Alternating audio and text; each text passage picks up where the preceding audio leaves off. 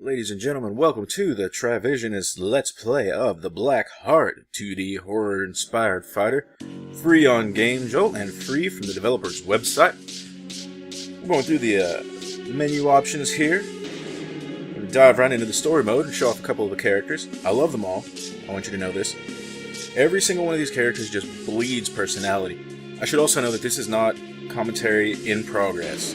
I recorded the video first, and I'll be recording over it. I do this because I'm not quite at the level of game player with the Black Heart that I'll be able to commentate as I play. It's complicated enough.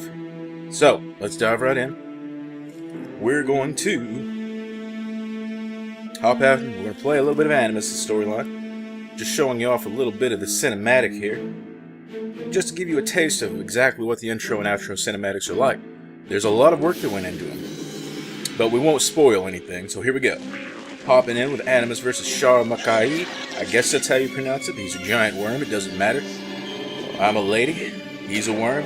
I'm a man, he's a worm, it doesn't matter. Animus shoots metal, rusted metal, out of his body. And he's so much fun to play because he's constantly giggling like a maniac. It's one of the most fun aspects of the game, is to just listen to him react to things. Got a pretty competent fighter going on here. Not that I'm a pretty competent fighter, you'll see me make a great deal of mistakes in this playthrough. We're going to watch. Animus has a counterattack, by the way, that makes him sit back and do a standstill version of the robot. And it's amazing. It's so much fun, this guy. The constant smiling, the flipping to the short skirt, big boob lady. It's just fun. Maybe we have a hyper.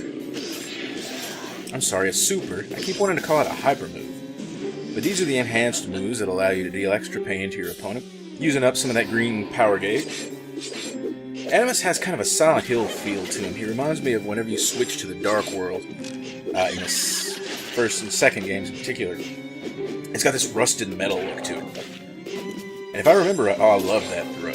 I love it. Animus has no problem stabbing himself to stab the other opponent. So, I think in this playthrough, I'm trying to pull off the Iron Maiden finisher, or rather Iron Virgin. Animus's storyline includes him being stuck in an Iron Maiden for a great long period of time. But the Iron Virgin finisher, here it goes. It's a counterattack move. It allows you to deal a pretty substantial amount of damage to the opponent. But watch what happens when I finish Shar Makai. He turns into a lady. Look, the character design that goes into the feminized versions of each character is fantastic. And most of the hypers have a unique kill whenever they defeat the opponent. They're the final blow. They'll kill the enemy in some way. Animus can gender bend all of the male characters into female when he lands that Iron Version as a finisher. So now we're going to take on Anansi, inspired, as you're probably already aware, by the African spider god. I love the way she moves. It's so creepy. It's belly dancer-ish in a way, but she's not overtly sexualized. Like, yes, she has big boobs. Yes, she has a great body. And all of her moves are sort of, again, like a belly dancer, but she doesn't really... To bring back a Mortal Kombat comparison, I was showing my friend the Mortal Kombat 2011 edition. He had never played it before. So the first thing I did, naturally, was show him Melina's Flesh Pits outfit, which anybody who's played it knows is basically some bandages. And all of the female characters wear basically a strip of cloth in that game, and tend to rub themselves whenever they win fights. Anansi is not really like that. We'll see a little bit more. I have a few rounds played through with her. I love that buzzsaw super. It's so cool. Animus is, again, he's just so much fun. Because he's a creature of complete chaos. He's pandemonium incarnate, and I love every second of it. I'm going to try to finish off Anansi here. Little ballerina spin kick going on that is almost... It's almost a tribute to and a parody of the whirlwind kick from Street Fighter. The Tatsumaki Senpu Kyaku, I think it was called.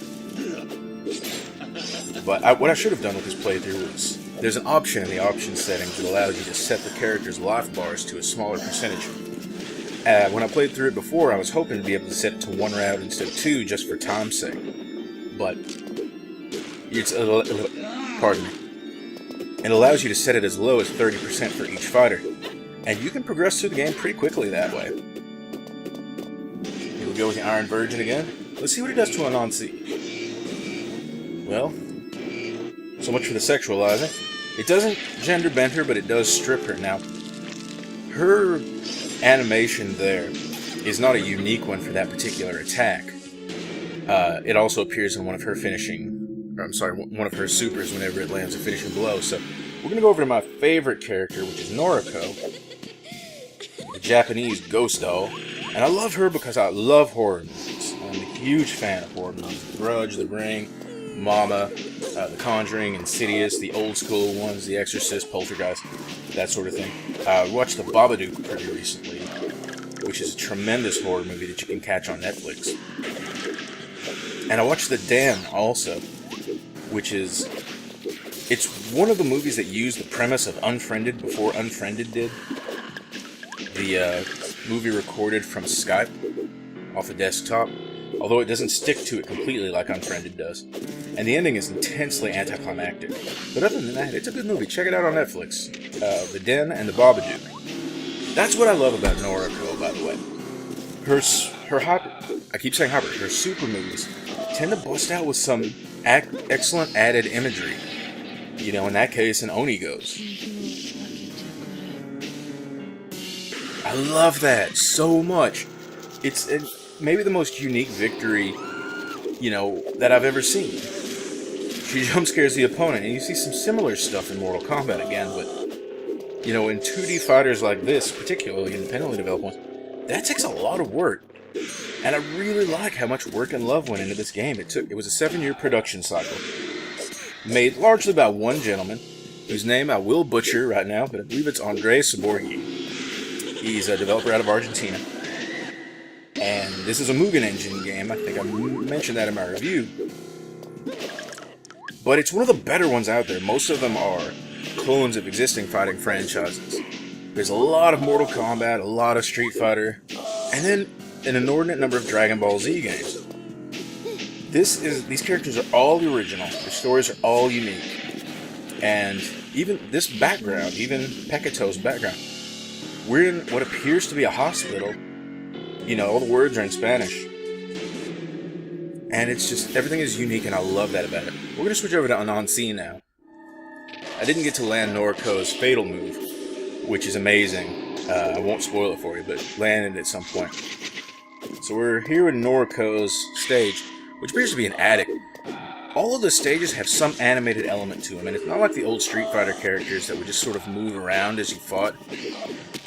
The entire background will shift from time to time, in this case, from brown to gray. Some of the chalk drawings will move, too, adding kind of an extra creep factor. Animus' stage might be my favorite, because there's some serious monstrosities hiding in the background. I mentioned in the review that the Fireball... Oh, here we go. I love this. Super. So much character. She turns into a giant spider, and then falls down naked, and then spiders put her clothing back on for her. It's intense. Anansi is probably the closest to a central character that the Blackheart has. Street Fighter's central character seemed to be Ryu, and Mortal Kombat's was Liu Kang, which always sort of annoyed me. There were so many more interesting characters than Liu Kang and Ryu, but they sort of went with the generic badass martial artist, and I don't know, that was less entertaining to me. But Anansi isn't the central character exactly. She just appears in more of the stories than the others. Actually, you might say that the central character is the final boss. But we won't see him in his playthrough because he's really cool and I don't want to spoil him. And we're hanging around here fighting Noriko. I love her. Everything about her. Her storyline is tragic. Her motivation is clear. Her moveset adds personality to what she's doing. She crawls on the ceiling like a monkey. Look at this. Spiders. She teleports in spiders. And then just reappears. It's amazing. Everything about Anansi, the same way. The movesets to all the fighters add personality. There was an instance there where I tried to pull off a super and got a little poke damage and knocked me out of it. Even that. There's a tribute to Mai Shiranui from... I don't even remember the name. I believe it's King of Fighters. It's sad that Mai is more memorable than the King of Fighters franchise. So we're gonna fight Animus here. This is my favorite stage, because if you watch the background, you're liable to see some horrors whenever the lights flicker. You also notice there's a little crab monster floating around underneath this floor. Everything is rusty. Everything fits Animus' personality. I mean, not entirely. There could be boobs on one of the pillars, but there it was. Anyway, back to Anansi. I know I'm talking kind of fast. I'm just trying to keep up because I'm not playing as I'm talking.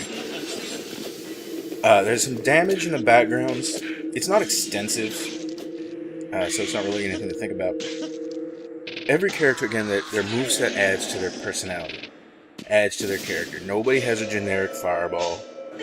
I'm not sure who that's a tribute to, but I'm down with catsuits. Let's make it happen. Anansi, I think, has the most numerous victory poses. She has several different outfits that she changes into. And we'll see it a little later. My favorite single moment in the game is how Pekito reacts to Anansi. But, so we're moving on. I'm having a pretty decent time. I do a little better with Anansi. A little more aggressive, a little more comfortable. But everything is fluidly animated, too. You know, it's not going to be AAA graphics. It's just not going to be. But the characters, the animations are fluid, and even the punches have personality. Animus's hard punch attack is that bit where he sort of throws his arms up and back, almost like he's celebrating himself as he knocks you up into the air. Now we've got a fatal charge, and that means 3 charged bars, and the opponent at about 1/3 life.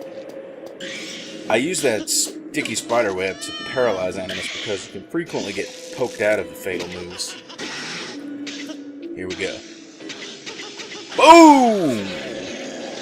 Anansi finishes him with a beautifully theatrical move, stands there naked for a little while because at least one of the characters has to be a little sexual. Oh, here we go. Best moment of the game. I love this. He's so cute. He just has a little crush on her. And then he kicks her in the face.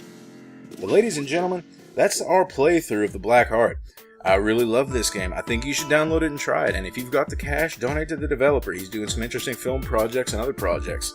That's all for us. We'll see you next time.